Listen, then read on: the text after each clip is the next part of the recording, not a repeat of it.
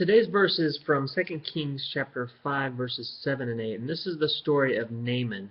Um, Naaman was a general in the Aramite army, and he had leprosy.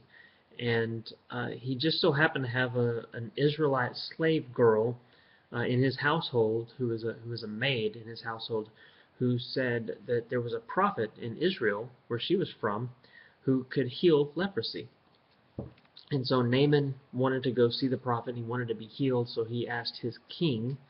I don't remember if I mentioned, but Naaman was a general in the Aramite army. And he went to his king and said, "Write me a letter to the king of Israel that I can take with me that asks him to heal me from this leprosy." And so this is what the king of Israel says. As soon as the king of Israel read the letter, he tore his robes and said, "Am I God? Can I kill and bring back to life? Why does this fellow send someone to me to be cured of his leprosy? See how he is trying to pick a quarrel with me?" When Elisha, the man of God, heard that the king of Israel had torn his robes, he sent him this message: "Why have you torn your robes? Have the man come to me, and he will know there is a prophet in Israel." So the king's response, the king of Israel's response, was out of desperation and out of fear.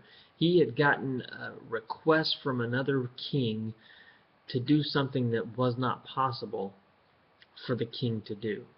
And so he was desperate. He didn't know what he was going to do. He was afraid, and he ripped his robes, and he assumed the worst. He assumed that this other king was trying to trick him and was trying to start a war with him. And a lot of times when we look at this, some people are familiar with this passage and they say, "Oh, look what that king did. He just didn't have any faith, and boy, what a horrible response." But if we really think about it, it's the response that a lot of people would have.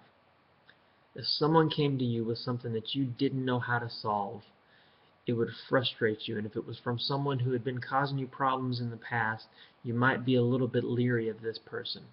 And that's just exactly what has happened here. The Aramites had been sending people into Israel's territory and conducting raids. That's how Naaman got his slave girl, is because they were conducting raids into Israel. So it wasn't illogical for the king to assume that this might be a trick, or there might be something not quite right about this. And it wasn't illogical for him to say, I can't cure leprosy. But so I want to say that we're not here to say, "Oh, look at what a horrible thing that the king did," but instead let's look at, what did Elisha do? He said, "Send him to me so that he will know that there is a prophet in Israel." And that's the much better response. That's the response of a faithful man. And so how do we bring that home? How do we bring that to, modern times? And I think that the first thing we do is, don't let our first response to challenges be, "I don't know how to solve this problem." Don't let our first response from people who we may not trust, don't let it be, "Oh, he's up to no good."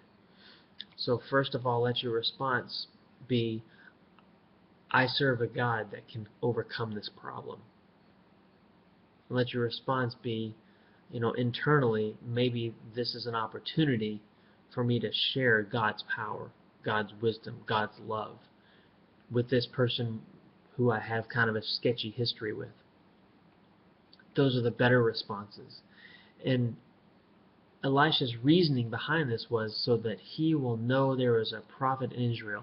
And remember, in those days, the prophet was the direct representative of God. He was the only person authorized to speak for God. And so in today's time, we have the Holy Spirit living in us. We are God's representative. We are authorized to be to represent God. And so that's what we need to be doing. So if someone comes to us with a challenge, instead of saying, "I can't do this, I don't have the answer," then perhaps our response should be, "I serve a God who can solve this problem." And then that person will know that there is a prophet in Israel, that there is someone who knows God in their midst, and you can do good for God's glory. Hope you have a good day.